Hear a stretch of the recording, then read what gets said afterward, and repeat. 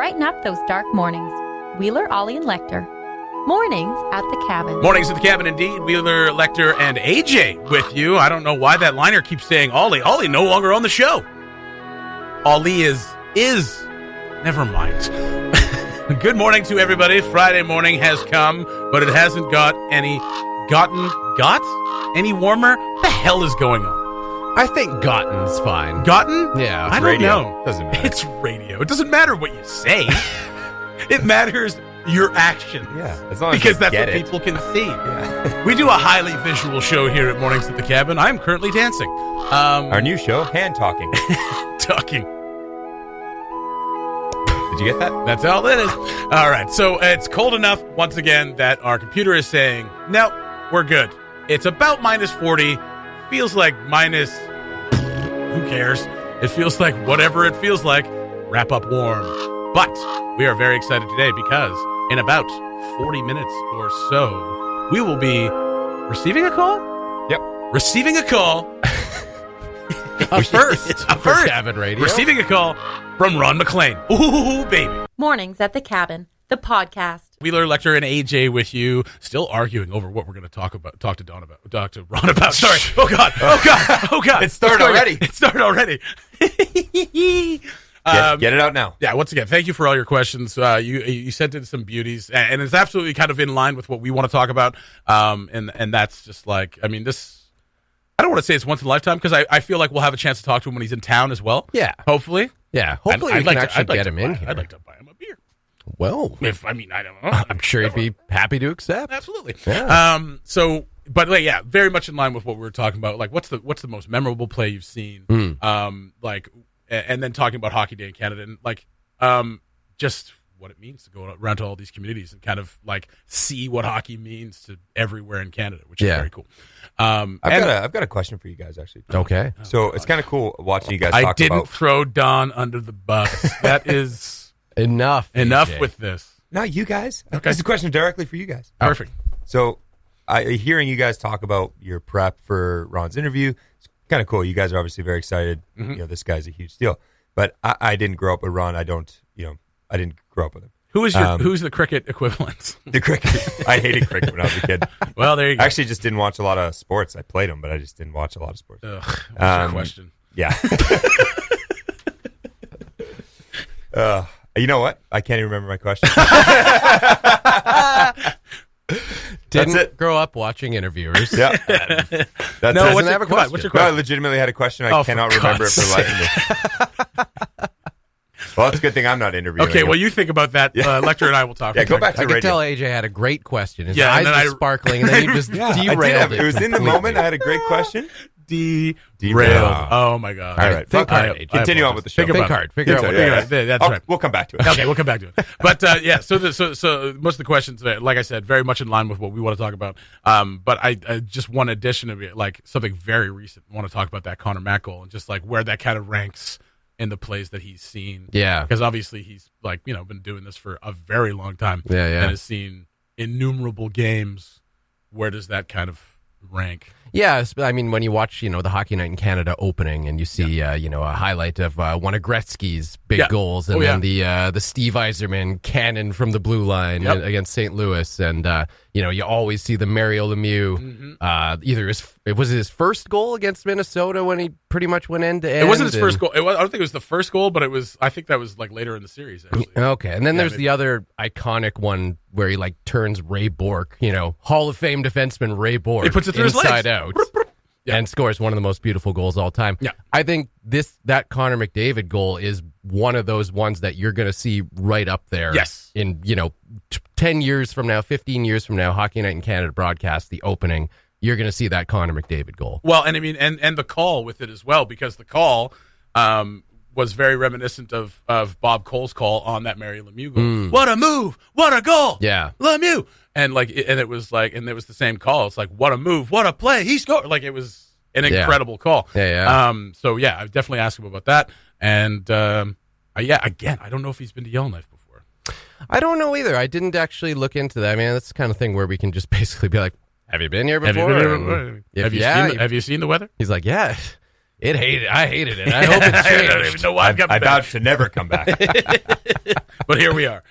Contractually obligated. That's absolutely right. So yeah, we're very, very excited. I don't know what else to say. We're very excited about talking with Ron. I remember my question. Good. Okay, perfect. Yeah. Oh, what did goodness. Ron do before Coach's Corner? Ah. Was he a coach himself, or was he No. player? Was like So he played hockey like growing up, like typical Canadian kid, Western Canada kid. And he was in broadcasting. I know he was working at a radio station in Red Deer for I think like 3, 4, 5 years. But this is one of the things we were talking about yesterday that I think is so interesting about him is he's kind of a bit of a product of a bygone era, if you will, in the media, in that he got a huge break. Like he was slowly working his way up just in small town radio. Yeah. And then all of a sudden, whenever it was, like the late 80s, Dave Hodge, who was the host of Hockey Night in Canada at the time and hosted Coach's Corner with Don Cherry. No one ever remembers that because it was so long ago. Oh no, a couple people in our comment section Someone remember. did make reference of it. Like you're hanging on to something that happened 40 years ago. Yeah. And Dave Hodge is fine. Yeah, and Dave somehow Hodge is looks doing exactly the same as he did back then. I have Salt no and idea pepper. how that works. Yeah. That's right. But there was an incident where something I think messed up with the teleprompter or something, or he thought there was like a feature that was coming up and it didn't fire like it was supposed to, and he got mad. He lost his cool on the air, and there's an iconic, if you look it up on YouTube, an iconic video Dave of Hodge. Dave Hodge. That might be the video that got shared in our comment section. on Hockey Night in Canada of him being like, "No, we're not rolling that. All right, We'll do it guess live. that's just the way we do things around here." And he flips his pen in the air, and the pen flip is just like it's one of those like Canadian heritage moments. Yeah, like a Joey Bats flip. That's right. Well, not a celebratory. A Canadian heritage moment would be amazing. Yeah, That time Dave Hodge lost just it. slow motion pen twirling through the air. Gotta do a reenactment of it too. And so he got let go by CBC after that because they didn't take kindly to that. They really like pens in CBC. They what? Really like pens. They really like pens. Yeah, you don't just throw CBC pens those are around nice pens. Those are taxpayer willy nilly. That's right. Disrespectful. That's right. And so he got let go, and I don't know exactly how it came about, but Ron got the call. He got his huge break, and he's been running with it ever since. That's cool. So he's just a huge fan of hockey then. Basically, yeah. I mean, he's been a lifelong fan of hockey. Yeah, broadcaster, and yeah. I mean, it was the kind of thing where I don't think he ever expected it, that he was actually going to get hired for the job, but he did, and he's made good on it for a little over 30 years now. And like you said, Hodge is fun. Hodge is a legend. Dave Hodge is great. Hodge is a legend. I think he went to TSN like immediately after that. Pretty much Immediately after that, and is one of the, like, obviously learned his lesson because he's one of the coolest and calmest guys in that room every time he talks. And you know what? Actually, I'm happy you mentioned that, because that just reminded me that was kind of how it happened, because at that time TSN was launching. Yeah. And so there was a lot of kind of senior sports folks in like different regional like radio stations and whatnot that I think were kind of possibly in line for that Hockey Night in Canada hosting job, probably ahead of Ron. But the timing just worked out so nicely for him that TSN was launching at that time. A bunch of those types of people in that situation got swept away. They all got jobs with TSN, and then CBC was like, Ron. Okay, who's left here? Yeah, okay, this kid looks, he's got a bright future ahead of him. And so we happened to get the break, and here we are. And here we are today. Years later. I really hope this is how it went down, because this is exactly what we're going to ask Ron. It's like, no, it didn't happen that way at all. I'm the best for the job, and I got the job. Ron, how did you get here? Was it talent or luck? A little bit of both. You got to have both to make it in the entertainment You really industry. do. You really do. In news, on TV, you got to have luck, and you have to have talent. Yeah. And the more talent you have, the luckier you are. Absolutely. Yeah, that seems to be how it goes. And then sometimes there's outliers. Not that Ron's an outlier. Ron is an incredibly talented broadcaster. And sometimes there's just bitter folks of people who just decide to start their own radio station and see what happens. All right.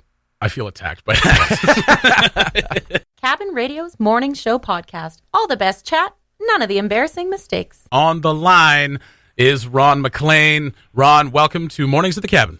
It's nice to be, Scott and Jesse. Yeah, right, man. We're very excited to have you on this morning. Obviously, we're very excited about Hockey Day in Canada. Scotiabank Hockey Day in Canada sponsoring the show all week.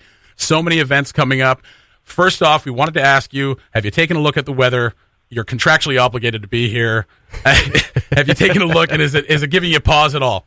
Well, I'm a child of the North. I don't know if you know, but my dad was stationed in Whitehorse for 5 years, where I fell in love with hockey in the 1960s. In fact, in the 60s, we didn't have the Annex satellite in the sky, so there wasn't even live television to the North. And I actually watched the 67 Cup when the Leafs won their last Cup on videotape a day late. That's how it worked in the old days. So I'm used to cold weather, don't mind it one bit, and can't wait. Oh, beautiful, beautiful. Now, you mentioned that you've we were trying to figure out had you been here before, and now you mentioned just off air that they have been here before. Tell people about your visit to Yellowknife.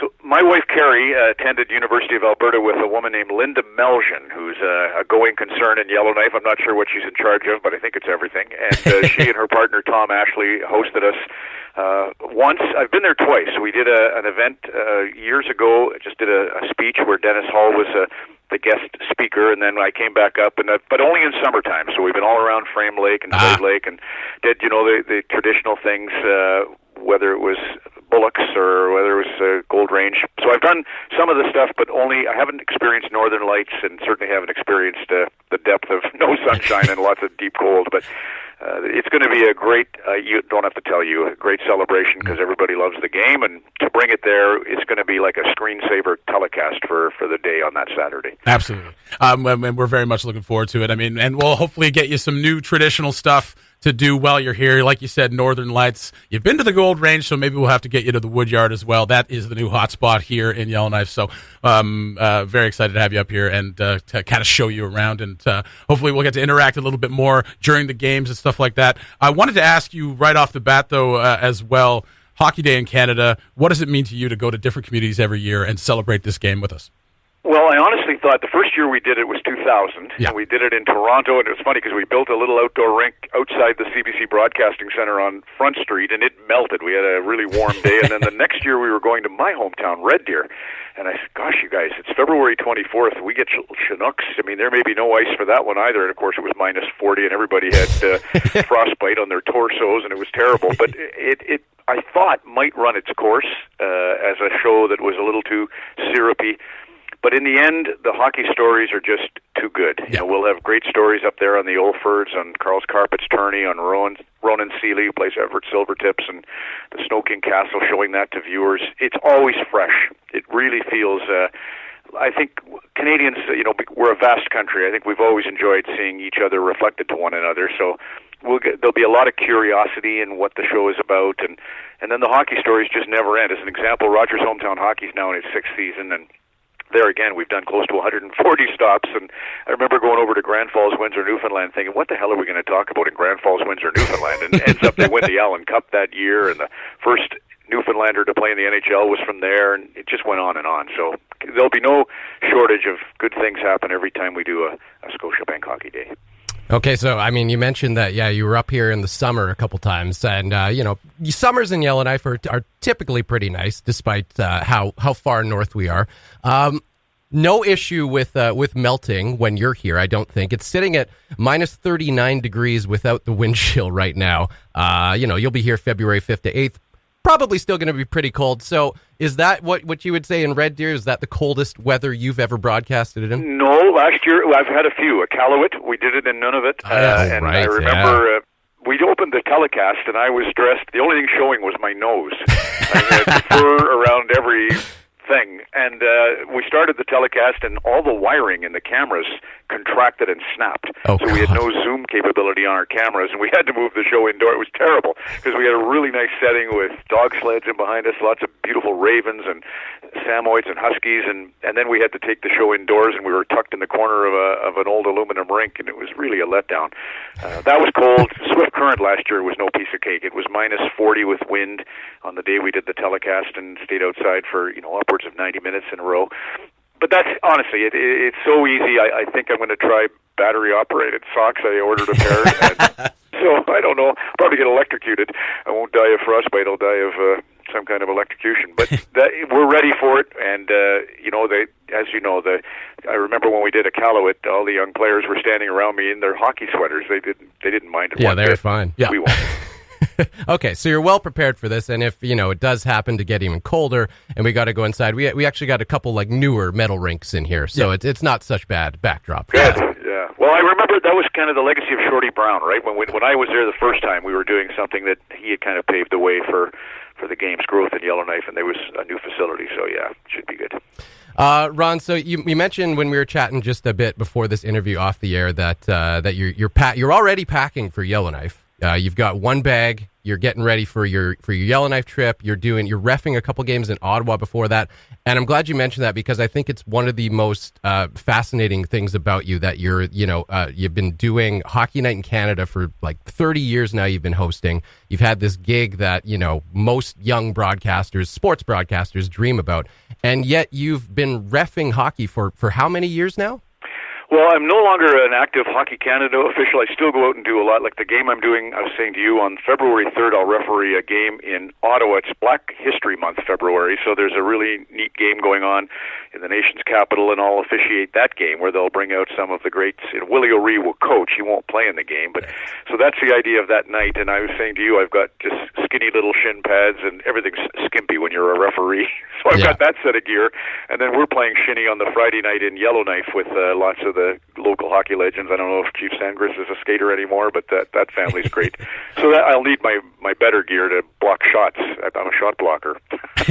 And that I'm really looking forward to both those events, and it just entails, I have a pair of skates that I keep on the Rogers Hometown Hockey truck, but I always feel like Bambi when I'm wearing them, so I'm going to bring my good skates from the game I referee in Ottawa up to Yellowknife for Friday night. I'll be ready. I'm going to try and get an assist or something. Awesome. Okay, so I wanted to ask, so I actually just recently have decided I want to get back into officiating. I haven't done it in probably like 15 years or so. I took the course this year, and I haven't reffed my first game this year, but I'm actually feeling kind of nervous about it. So I thought, why not ask Ron MacLean, what's the best piece of advice that you could give to a young official or someone considering getting into officiating? Have you ever done it at all? I did it for, I think, 4 years when I was like 14, 15, then 16. You're good. What I do know is the first couple times you do it, it's a blur, right? It's like a tornado happening around you. Now, granted, if you're doing 8-year-olds, it's not. Yeah. But if you're doing any kind of higher level game, it just feels like a swirl, and it takes maybe 5 games for that to settle down, and you're no longer in a car accident. After that, the secret of refereeing, bar none, is focus. You cannot let your focus slip.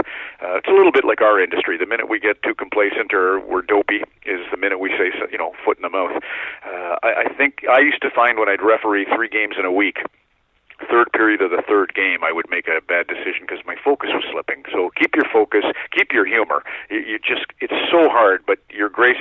Ironically, I think, not to get philosophical, but with the Rogers Hometown Hockey Tour, we really, really learned a lot about First Nations and especially their connection to the game, but more their wisdom of how to approach things. So I'll just give you a small story, and I know you'd be wanting to talk about grapes. Everybody kind of does, because he's like a Stanley Cup. He's a relic, right? And he won't be there, and it's disappointing. But I was discussing with Chief Stacy Laforme of the Mississaugas of the Credit, a First Nation down where I live here in Oakville. I was asking him about, dawn and what to do, and he was teaching me a little bit about shame and guilt and the things you experience when you go through stuff like this. And as an example, I said Truth and Reconciliation happened, Idle No More happened, and there was big surge in volume in the media, and then everything seemed to fall off. And he said, well, don't say that, Ron, because you'll put people on the defensive that they're not doing enough, and they'll feel bad. And everything is about hope building, and refereeing is like that. But what the First Nations do that Tara Sloan and I have learned, and she'll be up for the concert. Dave Bedini has a great musical night. But they just have this whole approach about gatherings are hope. And when you get together, it's full of hope, and you have a kind of a spirit of kindness, and it's always the elder or the chief that teaches the young ones, about that. And so for a referee, I always, and even as a broadcaster, right, I was taught let your guest be the star. Those are sort of simple rules of empowerment.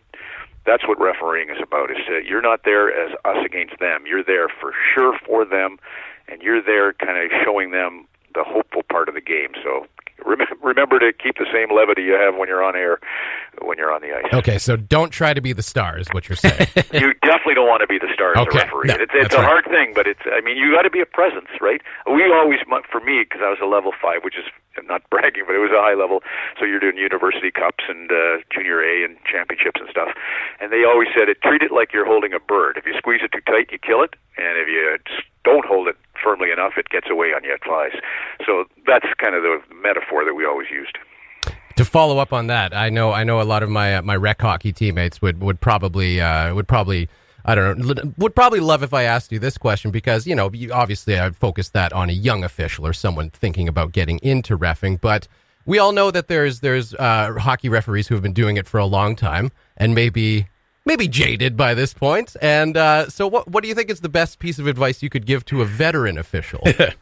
Well, again, I don't think it changes much. I think, it's the same as our approach to broadcasting. When I was doing the weather in Red Deer and doing the 9 to noon show on radio, is no different than doing the Olympics or the Stanley Cup, I swear. The fundamentals of everything is the same at every level, and that's why outdoor hockey is, it so resonates with you see the NHL players, they're so excited to help us on hometown hockey. They're so excited when there's an outdoor game. It sounds like, it would get tried and true and a bit tiresome, but it never does. The biggest thing I would say is for the beer league guys, you're going to have those referees that are, they snap or they're grumpy or they're just not, but don't even think about that. Like it all is from within your dressing room. Your approach to the opposition, and whether there's teams that drive you crazy, it's still, the onus is on your team, to not take the bait, to try and just understand it's about the beer. It's about the coming together, that hope I was speaking of. It really is, and it's hard to do. I mean, we're only human, right? Yeah. But it's the absolute essence of being a player, coach, or a referee. It's all the same. All right. Secretly, I think I knew it was my team that was the problem. But maybe we needed to hear it from you. We have a tough guy on my beer league team. Has one guy that just can't help but run over somebody. He's Cam Neely, and that's not good in a safe hockey league. And we have one guy that can't shut up. He's just a great chirper. And so we have our enemies too, and we spend half our time preaching before the game. For heaven's sakes, we need you, Joe. We need you, John. We really need you in the game. So we flatter them and hope that works. Yeah. Ron, just before we let you go here, I know you probably got a busy day. You're packing. You got a couple of trips coming up. Obviously, I did want to touch on Grapes just a little bit. Obviously, known for saying some controversial things, talking his mind, and saying kind of what he wants. I wanted to ask you what made this last one different from the rest. Well, I think, again, social media, it used to be ethics movements were quiet and they were small.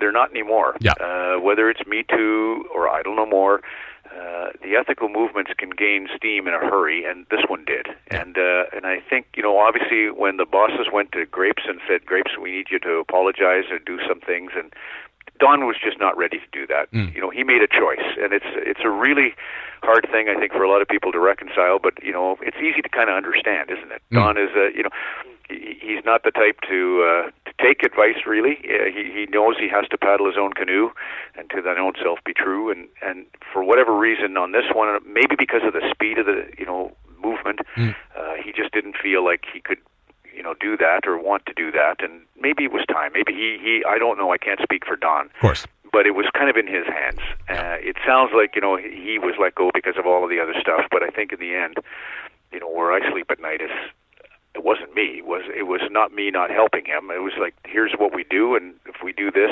it's we move on. And it didn't happen this time. So that for whatever reason is kind of a question for Don, but it's of course. I think, as you know, that was the reality of what made this one different. Times keep changing, and one of the biggest changes is the technological heartbeat of ethics. Yeah. And I mean, absolutely, as a question for Don, I just want to get your perspective on it. But look, none of us wanted it to happen, right? Yeah. That's it's for me. When you want to, in broadcasting, if you want to appeal to your listener, or in television your viewer, you speak to the heart. And when we speak about principles, when we speak about ethics, that's appealing to intellect and to the mind, and it's not really great television or great radio. People want it, I think, deep down, want it just to have loyalty and friendship, and that's going to win love, and all these things are going to win the day. But there's, in the greater scheme of things, there is aspirational virtues that have to win out, and it was really tough for us to get caught up in it, and it's too bad. It really is too bad, but as I said, it's choices, and we kind of just move on and try and slog our way through what was a really tough time. Just one more thing on that. Have you? How is Don doing? And have you listened to the podcast? No, I sadly I can barely keep up with Rogers Hometown Hockey. That, believe it or not, is one of the trickiest shows that I've ever been a part of, because I'm always learning, right, about Vaughan this week. So on what's today? Yesterday I did a big Toronto Maple Leaf gala in Toronto, and the day before interviewed Akeem Alou, who was involved in the Bill Peters. That's going to air a week Saturday. So. No, I don't listen to any podcast. I wish I could. No, I don't get to hear Jeff's and Elliott's. It's just life is a hurricane, and you know the drill because you're preparing for your own shows. But it's not because I dislike Don or don't want to listen. It's just don't have time. All right. Have you spoken to him since everything went down? We kind of just made a pact to say let's give it some time. Yeah. That's how we've approached that. Is we'll circle back. Yeah, right. Fair enough. Long time together, and then having that separation for sure. Hey, I love him. I would hope that he still loves me. But yeah, I think that's kind of the sage advice is when you're going through a hurricane such as we experienced, and believe me, it was like a whack, right? 36 hours is kind of how it all went down, and it left both sort of slack-jawed and emotionally a little bit weathered. But yeah, better to kind of allow for a chance to I've done a lot of that. Just try not to have too many voices in your head, and just sort of sit with your emotions, and then circle back and make decisions. Yeah. Ron, if you got some time, we did have some really good listener questions. Yeah. We submitted it, asked our listeners if there's anything you want to ask Ron. The only thing, guys, is I have Vancouver radio in 2 minutes. Okay. 2 minutes. Okay, we got 30 seconds.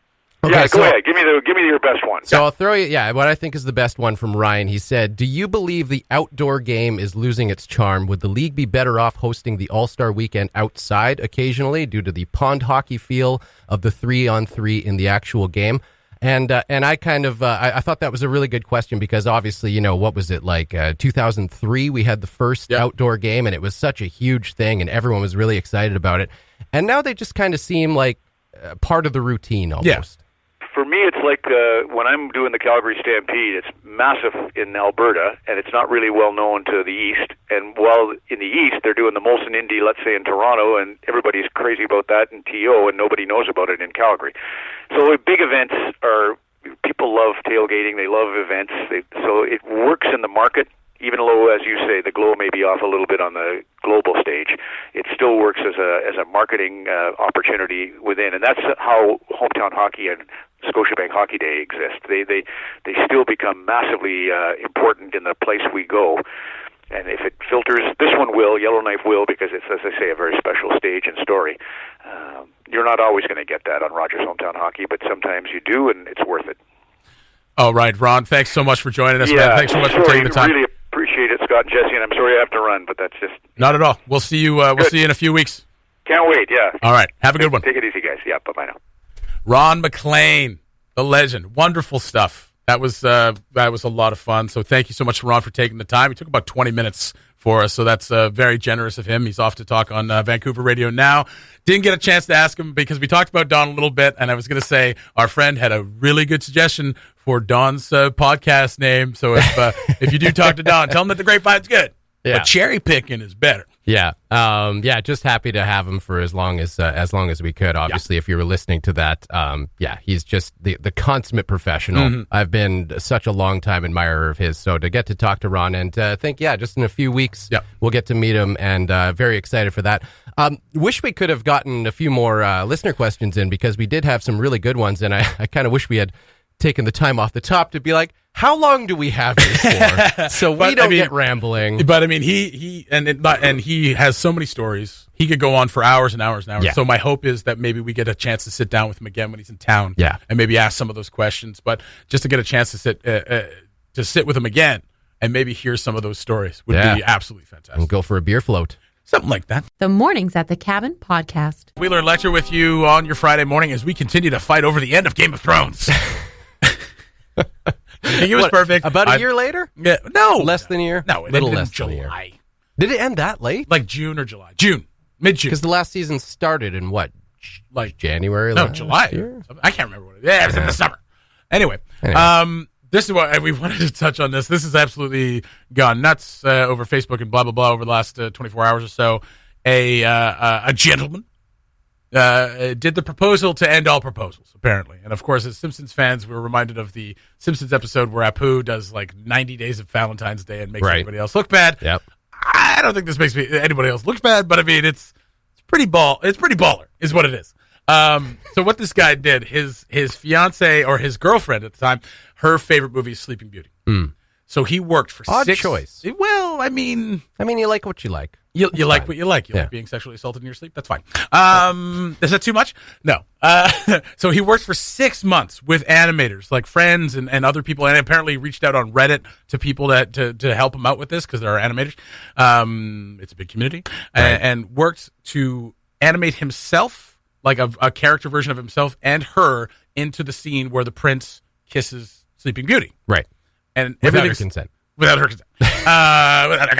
And so she's kind of looking at it instead of in this crowded theater, very small theater, and the camera's on them, and she's looking at it. It's like, what is this? And it looks like him, and he like pops open a ring case on the screen. It's all animated, and it looks great. It looks like a Disney animated, right? So it pops open on the screen, and it gets tossed up on the screen, and over the screen, someone throws him the actual box. He catches it, gets down on his knee, and proposes. And like, it's the most epic proposal of all time. You could pick your spaces. You could pick where you met. You could pick the friggin' star map that you friggin' kissed under, which whatever. But this one kind of tops them off. Yeah. I mean, that's a lot of work. That's a ton of work. And like, and so what was funny is that the crowd in the theater were her family and friends, but she didn't know it. Unbeknownst to her, were her family and friends. How did she not recognize? Because they were in the front row. And everybody just kind of came in. You don't look around They when you kind of walk came in in the theater? after. Right, a lot of people don't. A lot of people just mind their business in a theater, Scott. Wow.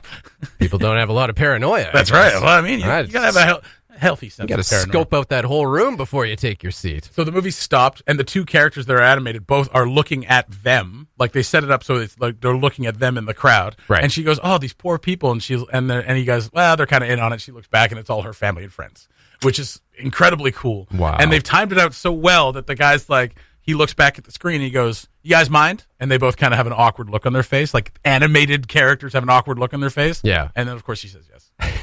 Like, pretty epic. You got to imagine that moment, like, obviously her not knowing what she's walking into, and then getting that scene and seeing her face superimposed. I'm assuming no, not that's how it superimposed. He animated a series of scenes. It wasn't like they animated over Princess. They didn't just animate her face on top. It was like animated however many frames. Animated a good couple of minutes of the movie. Wow. And just replaced it on that whatever. So that also involves, if it's on film, harder, but it's probably digital. So it's a digital representation. So insert that digital part into the movie and then play it. Crazy. Imagine though, she's sitting there and, she's thinking, is this just that gummy I had before walking into the theater? What? Oh my God. What is going on? I think this was too strong. I mean, it makes your proposal look like crap. It frankly does. Frankly, call off the wedding. Call off the engagement. Let's do this all over again. I don't have any animator friends, though. We don't have to do that. We can act like we're doing it right here on the radio. You know what? Yours is actually really nice. Mine is cute. It's beautiful. It's a beautiful thing. I think that guy tried too hard. You think so? Yeah. Too much of a try-hard. A little bit of a try-hard. Well, I mean, and that's the thing. I mean, like, I mean, you're going to say yes. I mean, she said yes. She was happy to say yes. But I mean, like, if she was kind of on the fence, she'd be like, oh, God. All right. Let's see how this works out. Yeah. No, your proposal was wonderful.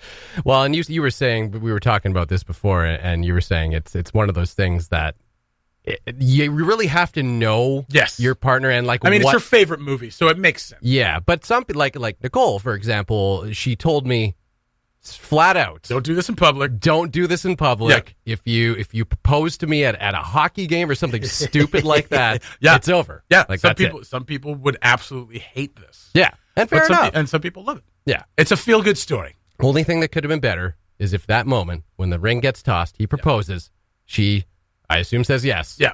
The screen rolls up.